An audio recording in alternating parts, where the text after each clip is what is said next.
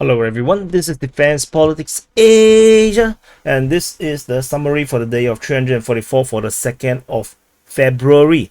And so yesterday I didn't do the SITREP, so it will be done today for 2 days. And this SITREP is only for giga chats, and giga chatters, because most people don't really watch these videos because it's so long, so detailed. What's the point, right?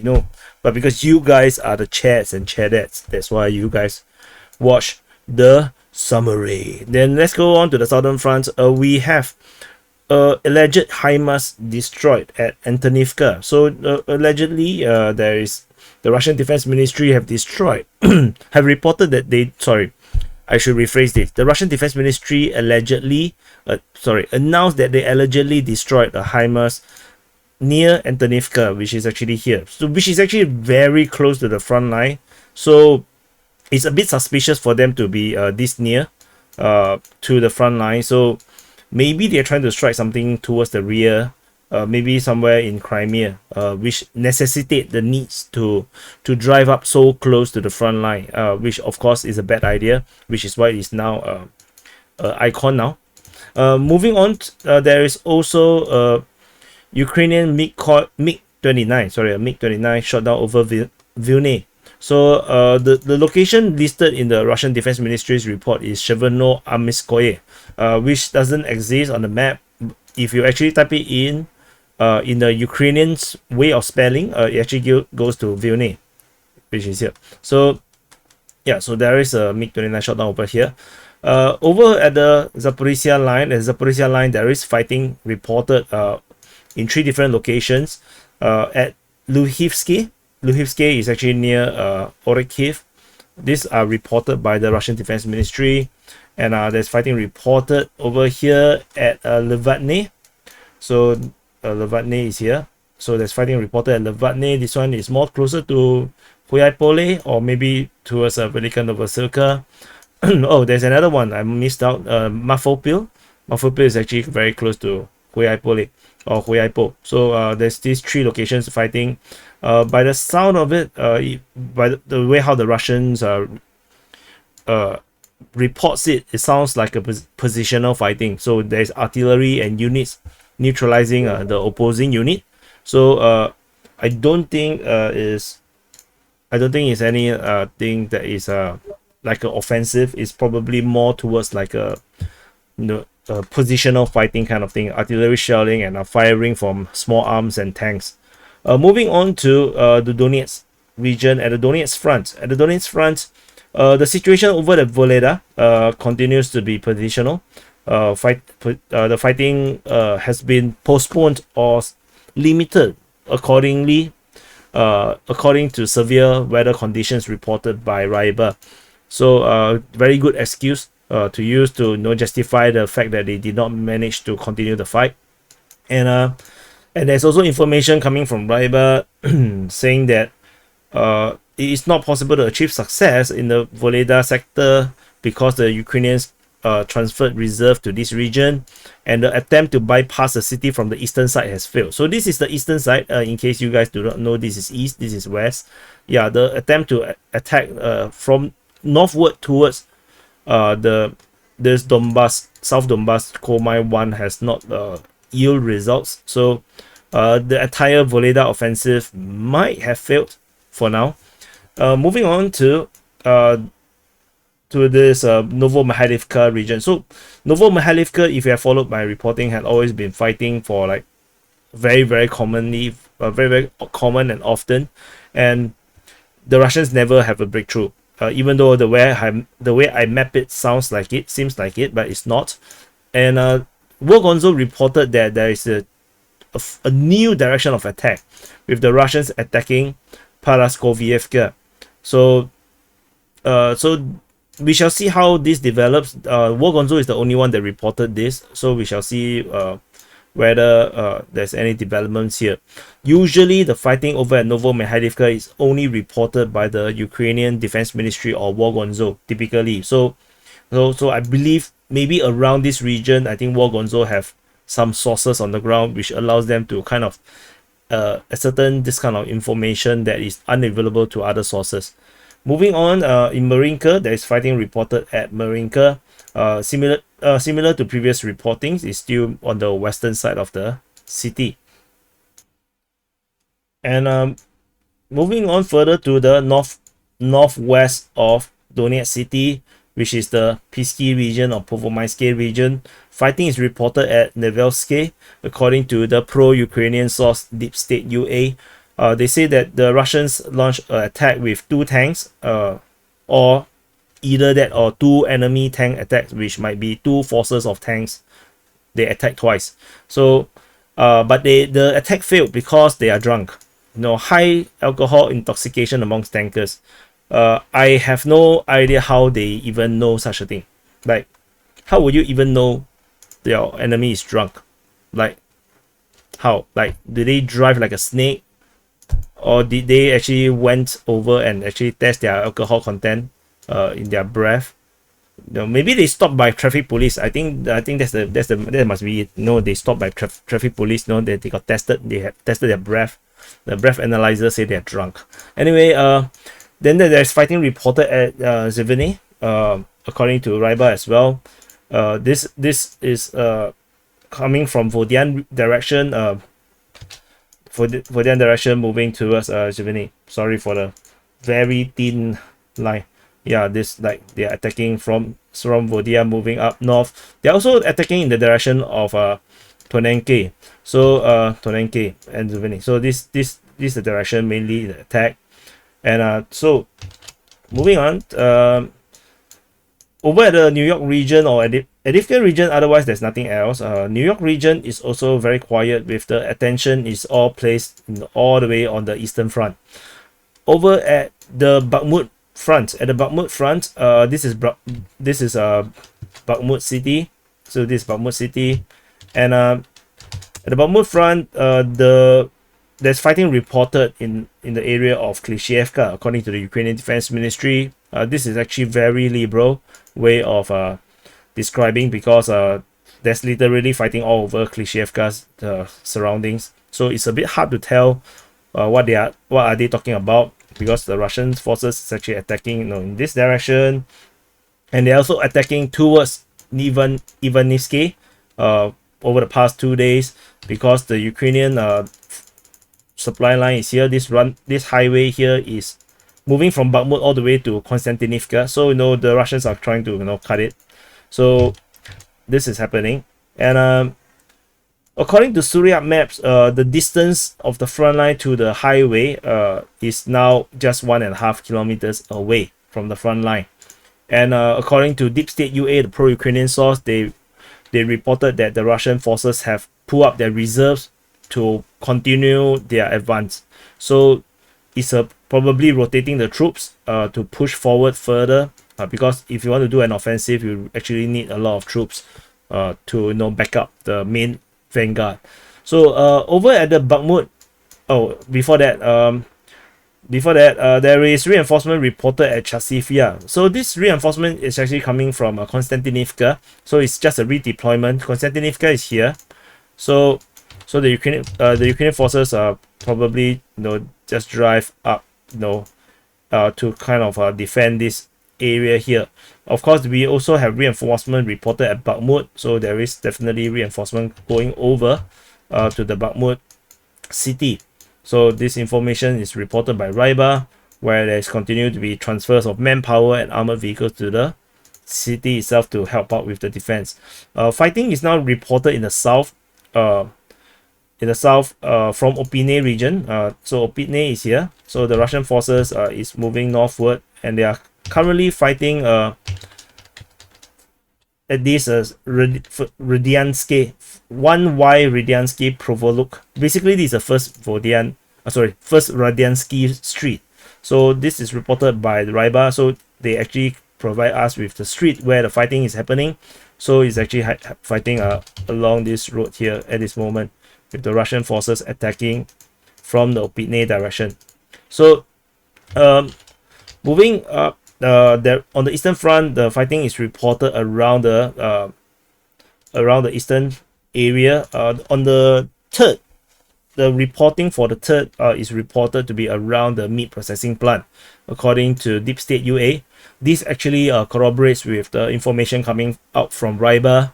So we have the pro-Russian and the pro-Ukrainian source confirming the fighting is indeed around this meat processing plant region, so around this area here.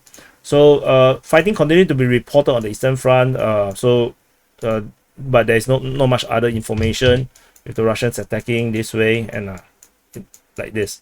So moving up, the breakthrough in a way is actually here in the northern area of Bakhmut city. So this in the very northernmost part of Bakhmut city, they call this the Stupka district. According to Rybar and Surya maps, the Russian forces have actually entered this region here from the Paraskovievka front line, where the Russians is currently pushing. So there's a diversion of some force and actually fighting into Bakhmut itself from the north. And there is a video coming out, which I saw on Twitter, which is some Ukrainian soldiers in small groups walking away from Bakhmut. And I located it to be around here. He was walking along this road, and that you can see the curve there, and it was turning outwards. So I can show you a bit. There's no audio. So you can see this is smoke. So that smoke is actually not Bakhmut. This smoke is actually Paraskovievka. So this is actually the junction I was talking about. You see the curve. There's a huge, turning area or region around here. So this is where I'm talking about, which is actually this area here. So because on the left side of the road is actually Paraskovievka, so the smoke is actually coming from around this region, or at least in the rear, in this region here instead. So that's what it is. The smoke is not really Bakhmut, but they are leaving the front line around this region here.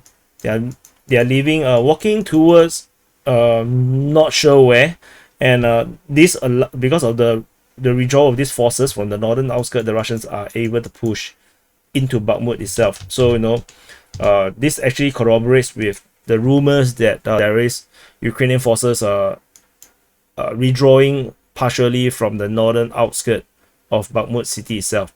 If you look at the road, they can actually walk all the way to the next line of defense around Orikovo, Vasilievka, or they can actually walk to Pravilia. It's quite a bit of a distance to walk. If they are feeling energetic, they should walk all the way to Sloviansk. I think it's much safer over there. So anyway, moving on, over north on the other side of this road, we have fighting reported at Paraskovievka on both days, on the 3rd and the 4th of February, and there's also fighting reported at Krasnohora on both days as well. All this information coming from both Russian and Ukrainian source. So all this information, all this fighting is definitely happening over there. The Ukrainian Defense Ministry in today's report on yesterday reported there's fighting near Vuhledar. So it's unclear where is the near. Could it be actually this way, or is it this way against the fortifications that the Ukrainians have around here? So not sure. So because the Ukrainian Defense Ministry never give details.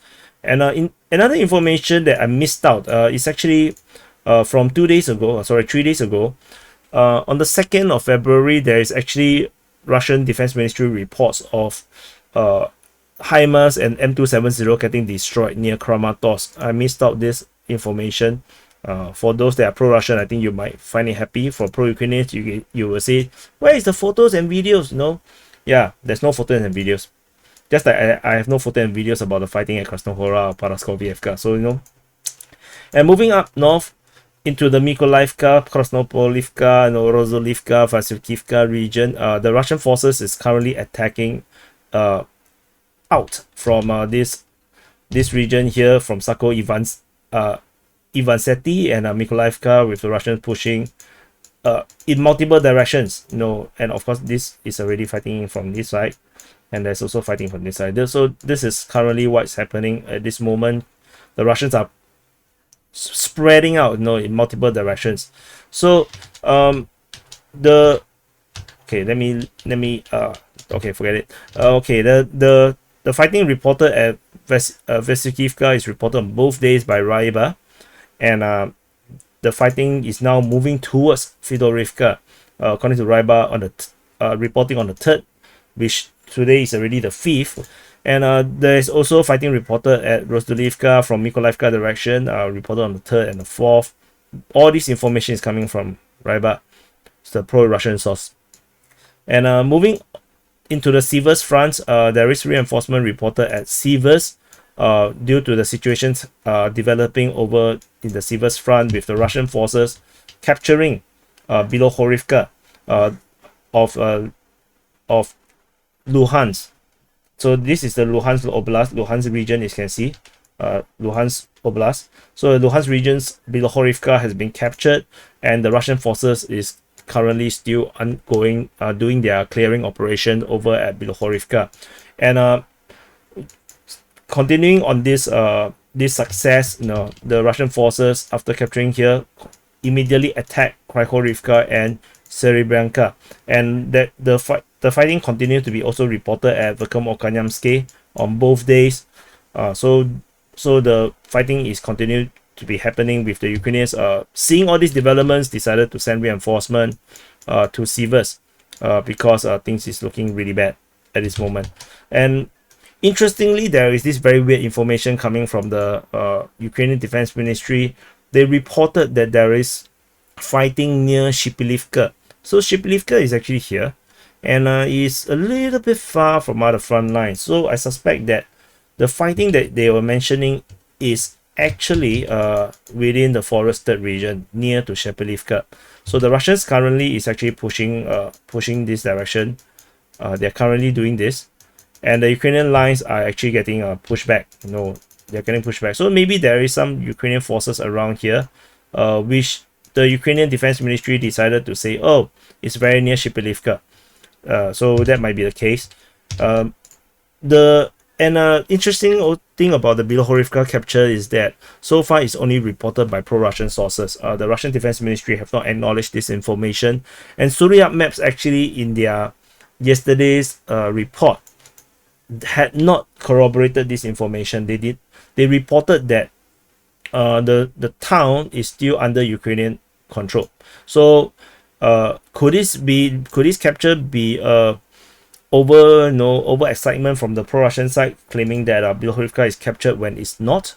I'm not so sure. So I will continue to monitor and see what SITREP maps do. Would they update this, or would the Russian Defense Ministry actually acknowledge that, or the Deep State UA, the pro-Ukrainian source, actually concede that they have lost Bilohorivka? All these things will help to corroborate this information. But tentatively, given the information coming out from Ryba, to me it does seems to be very correct that Bilohorivka has been captured.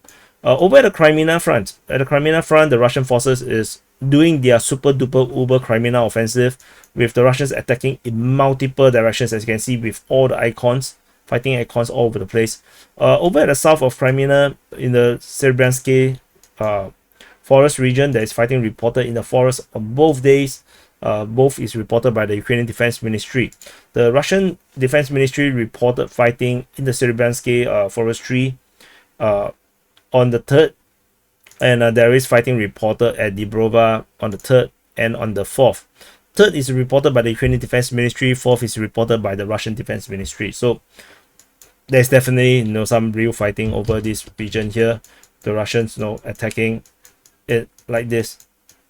So, and moving on, let me delete them. So over there is also a geolocation being done by Deep State UA of a video. Russian forces is actually in this position around here, so which actually helps to corroborate the to help to clear up the front line, with which why the Ukrainian front line is now getting pushed backwards now. Previously was around this or even nearer, so it's currently being pushed back because the Russian forces is now advancing very close to Yampolivka and Terny, And this geolocation actually corroborates the information that there's only 2 kilometers away, the Russians from the Yampolivka. So this helps to corroborate this information. So things are really happening very fast, with all these videos coming out very fast as well, corroborating all this information. So fighting is reported on the 3rd and the 4th of Yampolivka. Both is reported by one is reported by the Russian Defense Ministry, the other one is by Ryba. And at Terny, there's also fighting being reported over here. So the Russians are actually attacking, in this way. So things are developing, really fast. And over at Chervenopopivka, the Russian forces also is attacking from Chervenopopivka direction. And given the information coming out from Deep State UA, by Surya Maps. So Surya Maps reported this, and they draw the front line that the Russian forces have pushed all the way to the border of to this border here. So if you can see the information, you see it reached the border with Donetsk Oblast. So the Russian forces is currently managing to push forward with the previous border actually was around here. The previous front line was actually around here, which a much deeper bulge. So this salient is now becoming smaller. So the acne cream is working. So the Russian forces is now pushing back the Ukrainian forces. And given that there's fighting in the north and south of this salient, it is believable that the Ukrainians will find this very undefendable, which is why the Ukrainians may have to redraw to a more straight line so that they can defend better. Because with such a front line, it is very dangerous, because they can be they can actually be and cut off in this way and cause an encirclement. So fighting is reported at this valley here at the Balka Zuravka or Zuravka Gully. This phenomenon here, this thing here. So this valley here currently is witnessing very heavy fighting. And the Russian forces is actually attacking near Nevsky. So this is already near Nevsky, and the Russian Defense Ministry and Ukrainian Defense Ministry both reported fighting near Nevsky. So this definitely is very corroborated with the Russians now pushing hard at Nevsky. And there's also fighting around this region here. So things are not looking good for the Ukrainians. And further up north, there's also fighting reported at Makievka, according to War Gonzo in their reports about the fighting at Kharkivka. Kharkivka or Grekovka, this is actually across the Zaporizhzhia River. So there's a Zaporizhzhia River here, as you can see. There's a river here. So the Russian forces seems to have managed to cross the river for them to be even hit anywhere around Kharkivka. So maybe it could be Novovodyan. The forces penetrate through with, maybe the Ukrainians do not have enough forces here and they are moving towards Kharkivka. So this is a breakthrough. Should the Russians be successful, or this information is true at all, the Russian forces will be able to capture Kharkivka from this direction. Actually, they can actually flank backwards and cut off the Ukrainian reinforcement around here. And they can actually continue to attack like this, or they can actually spread out into a blitz into the rear of the enemy and pressure the Ukrainians into a mass withdrawal to defend their lines, to prevent themselves from being encircled. Yeah, this looking a lot like a body part now. So moving on away from the Kreminna front, the Sviatove front, we only have bombardment reports near it. In between them, Sviatove, which is here, Sviatove and Kreminna in Kupyansk. So in between here, there is bombardment in multiple locations here. So let's go into details. So firstly, there is geolocation of Russian forces near Stemakivka. So this geolocation help us to know the front line is probably around this region, because the Russian forces is already here. So the fighting reported at Stemakivka is definitely very near, probably very positional, because if you look at the distance around here is only merely 500 meters, which means that the Russian forces is probably, you know, entrenched along the forest line, firing over at the town or village, at this forest line here, with the Ukrainians actually, you know, in this forest, and buildings firing backwards. So positional warfare is likely to be the game here. There's bombardment reported at Novoselivske, and there's also bombardment reported at Berestove on both days. All this information is coming from the Russian Defense Ministry. In the Kupyansk front now, there is shelling reported at Kreminna on the 4th, and there is also shelling reported at Tabaivka, according to the Russian Defense Ministry, on the 3rd. And that's all from the bombardment between Kupyansk and Sviatove. In the northern part of the Kupyansk front, the Russian forces have some very weird information. The Russian Defense Ministry, on their 4th of February report, reported that they have dislodged the enemy from the western outskirts of Dvorichna. So Dvorichna is here. So the Ukrainian forces got bounced out from the western outskirts, and the Russians are attacking from the east, which means that there might be a Russian flanking movement to the rear and actually attacking into the west. This might be what is happening. And so far the information suggests that the control of the settlement continues to be under the Ukrainians, and Ryba reported further that the Russian forces is now entrenched in the western and northwestern outskirts of the village. So, which is very peculiar, which means that the Russian forces is now entrenched here and here. So, yeah, very interesting, and definitely the front line is around here as well. So the Russians pushing this way.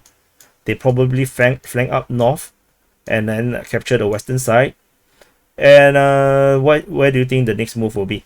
So yeah, and then there's also fighting reported at Hranivkivka or Granivkivka, according to the pro-Russian source Ryba, and there's also fighting reported in the area of Horobivka. So this means that the strategic situation now looks like this.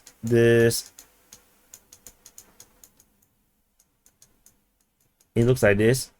So the Ukrainian forces definitely have withdrawn here. They are still holding up Dvorichna. They are defending maybe something like this. So it seems like a major offensive, because if they are on the western side of Dvorichna is likely going to be captured by the Russian forces very, very soon. So that's all from the Kupyansk front. Over at the Kharkiv front, we do not have any information. So that's all for the summary for the day of 344 for the 2nd of February. And you guys are awesome to be able to watch until this point, and get some popcorns and continue to watch this war. I think things is going to heat up. To me, this look like the Russian winter offensive really is now on. So anyway, thank you for watching, and I'll see you in the next update.